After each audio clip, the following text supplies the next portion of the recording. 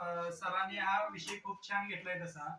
त्यामुळे तुम्हाला सगळ्या विद्यार्थ्यांना याची माहिती नीट कळेल आणि याची आवड पण लागेल. तर सकाळी पहाटे 7च्या दरम्यान आम्ही दूध वगैरे काढतो. त्यानंतर त्यांना धुवायचं. धुतल्यानंतर मग वैरण त्यांना कुट्टी मशीन आता तुम्ही बघितलंच. त्यावर गवत असेल, मक्का असेल, ही सगळी वैरण कट करायची, त्यांना घालायची. वैरण खाल्ली की त्यांना पाणी दाखवायचं. असा आमचा रोजचा उपक्रम नित्य नेमाना असतो. तर दुधातून आपल्याला काय होतं, प्रापंचिक गोष्टी आपल्याला हातभार लागतो थोडा.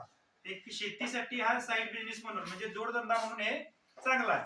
मग कोणाच्या 2 गायी असत्या, 2 म्हशी असत्या, 4 म्हशी असत्या, तर आपल्याला शेतीसाठी घरगुती आपल्याला ज्या काही दळणवळणाच्या नेहमीच्या ज्या काही गोष्टी लागतात ते आपल्याला दुधातून आपलं बऱ्यापैकी आपल्याला मदत होते.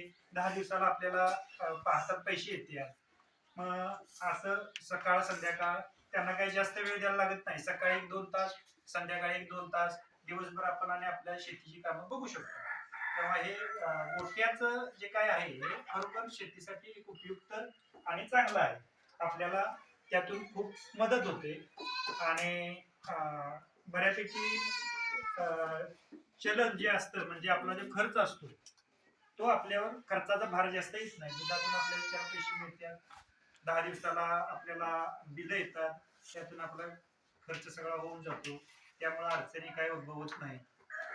ते जनावरांच्या शेणावर आपलं गोबर गॅस पण चालू शकतं.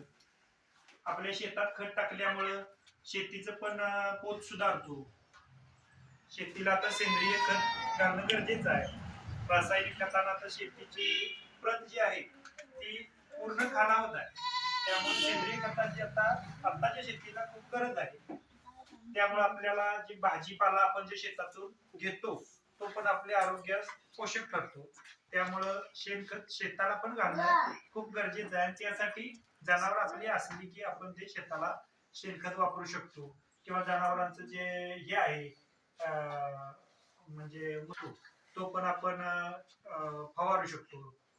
ऊसावर वगैरे किंवा झाडांना घालू शकतो. चांगलं आहे ते.